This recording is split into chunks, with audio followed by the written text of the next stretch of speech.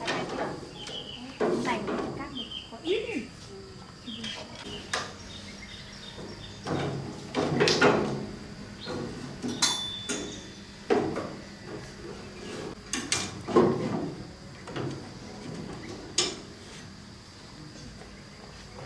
Ông mượn con đi đây. Thế còn xăng đây không thế hả bà? Đổ quạt đấy.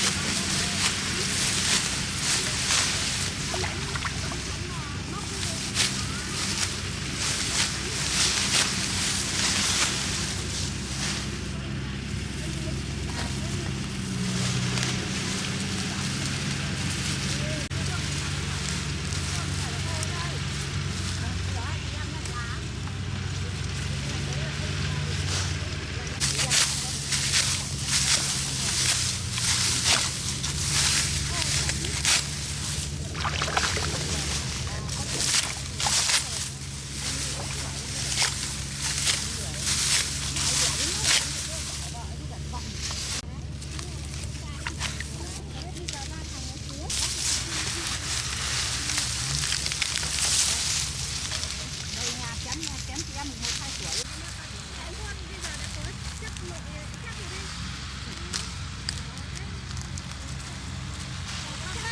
Ở đây cho bọn con sâu này này. Em gì với trong đấy. Không nhất. Con là mình cái gì. Nói chuyện với anh Nhân với em ở dưới này.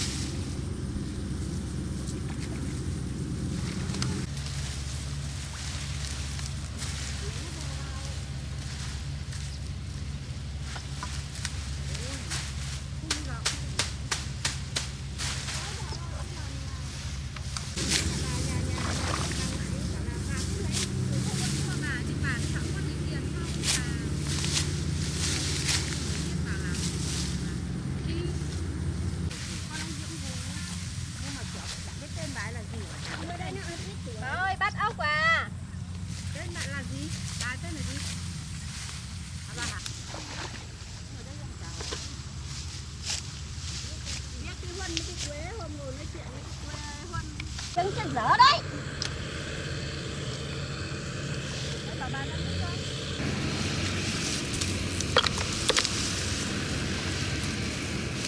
Tao giờ tôi giả biết ký hiệu nào. Vâng. Nhiều ốc cây gì bà nhỉ? Là tôi bắt cái chuyện của nhà bà. Thế bảo nhiều ốc đấy. Nhiều ốc nhưng mà lần này nó cầu quá. Cái cày như này là khó bắt phải không? Phải, khó bắt. Đấy, tháng 3 bữa nào đó cắt lúa thì tao bảo. Thế hôm nay bà Vân bà cắt lúa ở bác. Ôi giờ độ này nó đang đổ lông. Nha. Đang đổ lông nó có đẻ đâu. Hôm nay cái thằng Nam nó ăn con nhà thằng Chi nó đi lên trường nó mang trứng đi để ăn mì tôm còn giá được còn 4 quả.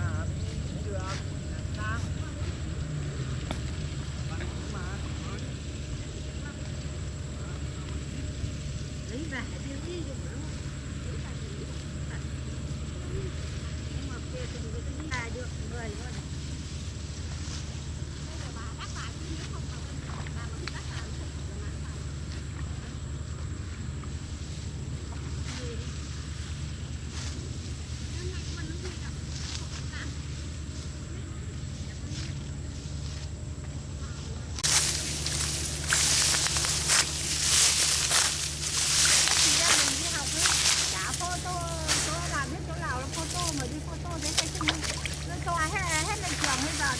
Nó chả có giấy khai sinh cho anh.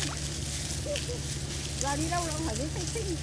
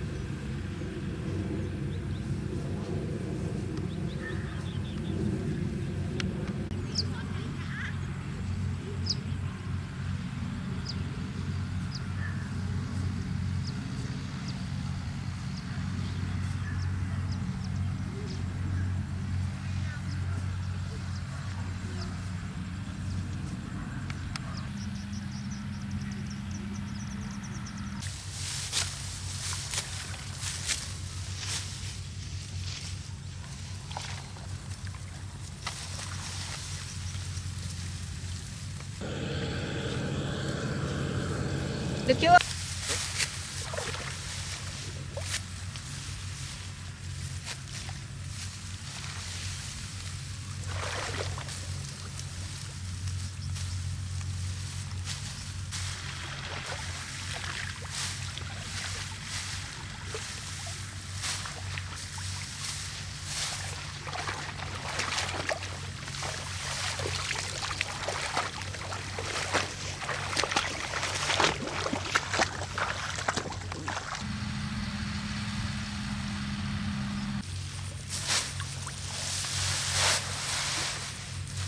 Mấy trăm bộ mà còn nó lên để tôi hơi coi nhé mà nó chả đẻ có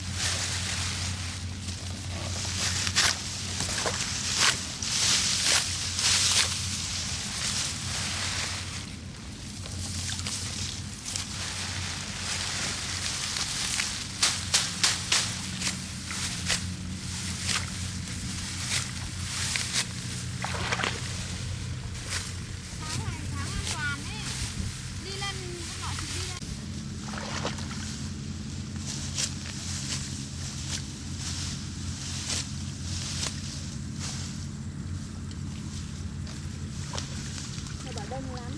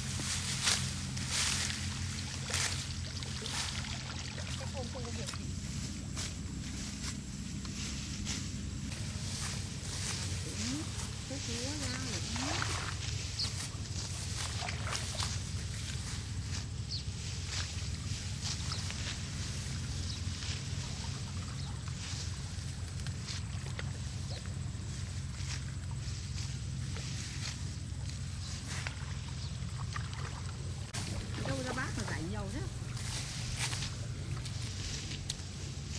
Quay nó to lên.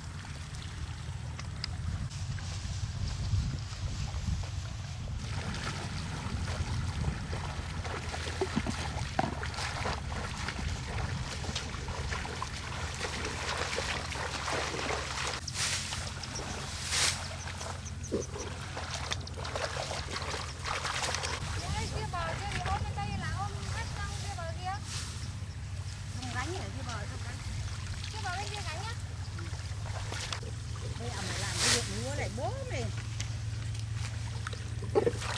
tha mấy lượng mà nặng lắm ra mà quá kiểu gì ấy. Tách lên nó đã tụt vẽ đi mà nặng lắm nó to quá.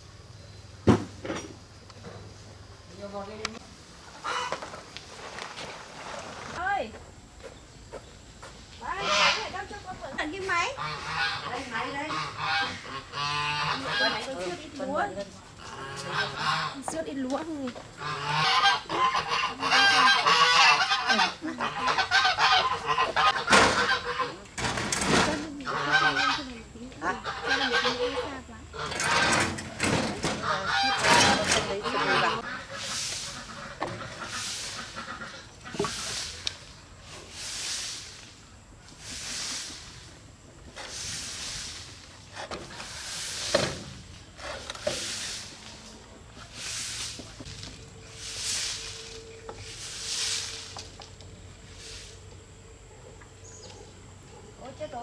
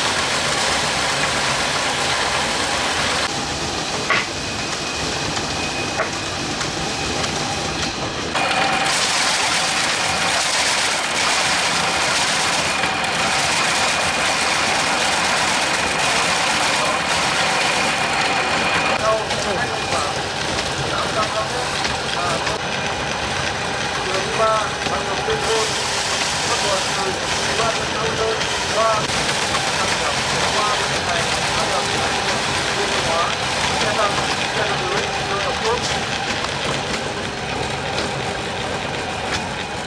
và thường xuyên tàu giả tổ chức 4 bãi thường xuyên tàu giả.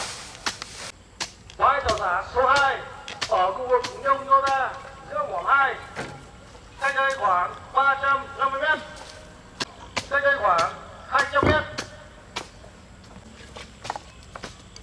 Về bố trí mục tiêu, tổ chức bố trí 2 mục tiêu. Mục tiêu số 1 ở khu vực sườn dốc Nhông Nhô Đa Quảng 2, cách đây khoảng 250 m. Mục tiêu số 2 bố trí ở tỉnh Nhông Nhô Đa. Và tình hình tiểu đoàn bộ binh cơ giới số 1 chúng sẽ tiến đánh các xã còn lại của huyện Tây Nguyên là Bàn Đạp tiến tới đánh của huyện Phú Bình. Thế nên dự kiến lực lượng đánh vào dự kiến của thể ở vòng 1 một tiểu đội thôn Long Vân cách đây khoảng 1.500 m. Lúc 7 giờ ngày N70 trung đội trưởng nhận được chỉ thị của chính trưởng qua thứ xã trường phối thuộc một khẩu phối 60 một tổ chức hiệp đồng chặt chẽ với đại đội mũi 1 tiểu đoàn bộ đội địa phương của huyện. Thời gian các chuyến này là 9 giờ công hoạt.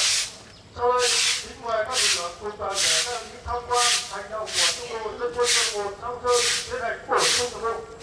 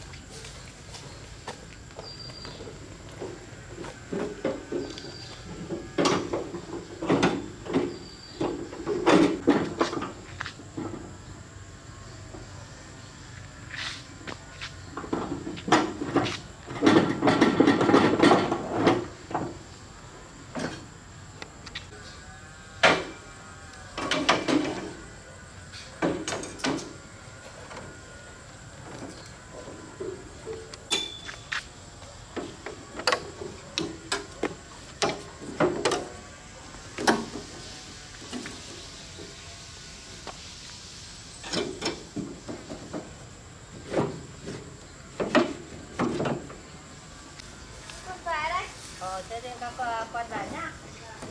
Vào